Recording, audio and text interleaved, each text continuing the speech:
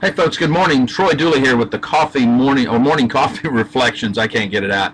It's been crazy. It's a beautiful day down here in Florida, but it is cold. I'll be glad when this spring break comes in and the weather starts to warm up. It'll be nice. Today I want to talk about a little bit on being a spiritual leader. What is that? What is when you hear people say men need to be spiritual leaders in their home, what does that entail? And I think there's actually I don't know, maybe a misnomer, maybe the wrong definition, I think, because you go to church, you hear people, the preacher or Sunday school teacher or whatever, talking about men being spiritual leaders, and you hear them say, you need to spend time, at least an hour, with your kids in the Bible and reading stories and playing kids games and all that kind of stuff. And I'm not knocking quality time with your kids. I'm not even knocking quantity time with your kids. But that's not the way men are made. And I think that's the interesting part about this. And if we sit down for a second, we analyze, what is spiritual leadership? What does it mean for me to be that spiritual leader in my home? And we take it back. We start to realize it doesn't talk about spiritual leadership in the Bible, nor is there any picture, any story, any parable, principle, precept that defines the spiritual leader like today's society has. So if I use the Bible as my benchmark, if I use that as my basis of the foundation to move forward, then I start to realize that the whole concept that has been created is feminine. Not knocking women.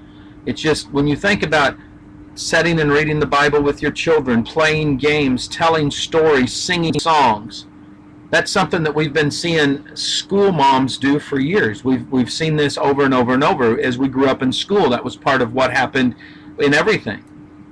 But when you look at the way God created men, they're not that nurturing type like the female. They're action oriented, they're aggressive, they are conquerors, they dominate, they build things, they go and they perform. And if we look at a few things, we can look at why I think men aren't spiritual leaders in the eyes of society, and what it takes for a man who has finally decided, look, I'm going to give my whole life over to, in this case, Jesus Christ. I'm going to be a believer. I'm going to be a follower. I'm going to raise my family that way.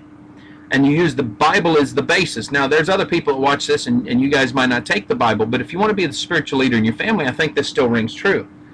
Number one is you've got to have those knowledge and skills that you perform in your everyday life when you're out there working, whether it's a blue collar, white collar, whether it's independent, maybe they're a home-based business dad, whatever it is, that's what you want to use in the spiritual development of your family. If you're an accountant and you're used to accounting all the time, then you're probably going to want to use a lot of that into the way you're acting as a spiritual leader. You're going to show them about job security. You're going to show them about how to be a good father in providing for your family. You're going to talk to them about what it means to do what the boss asks you to do.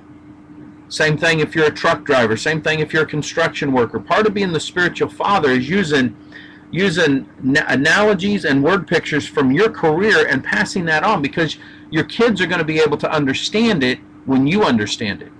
Trying to read through the Bible and just use that sometimes doesn't help your child. But if you sit there and you say, this is kind of like doing math, or this is kind of like when we were out back in the backyard building your clubhouse the other day. Now you're giving those word pictures based on real life experiences. You're bringing your kids into your life, and they're getting to be a part of your life. That's number one. Number two is time. Setting aside one specific hour a day, especially after you've just gotten in from work, you're stressed, you're frustrated, you're tired, it doesn't happen. However, if you're sitting around watching TV and something comes on the TV that you can use as a starting point to take it in a spiritual fashion. We do this in our home quite a bit. That's good. If you're sitting around the dinner table chatting and something comes up, you can use that. If you're on a trip and you see something, you can use that. I know one year we were down in Panama City during spring break and looked up on the balconies, and here's these girls with their tops up showing off their boobs. We use that as a time with our girls to say, you know what, this is why you don't want to do that. And we shared with them the consequences. So that, you take the time when it's there. You take the time and you use it, and you let every moment actually be a spiritual awakening time if the chance arises. You know, it's in the daily walk that we take and the way we interact with our kids that make the difference. The third thing is the perspective. You know, when you look at the perspective that you have and what you're doing, it's that perspective, that world view, that helps establish your kids' first sets of values and principles. Now, yeah, they're going to grow up and they're going to create their own. It's going to be added to it, and that's fine. But this helps you get started with that. You know, a fourth thing that holds dads back from actually being the spiritual leaders they're supposed to be is guilt.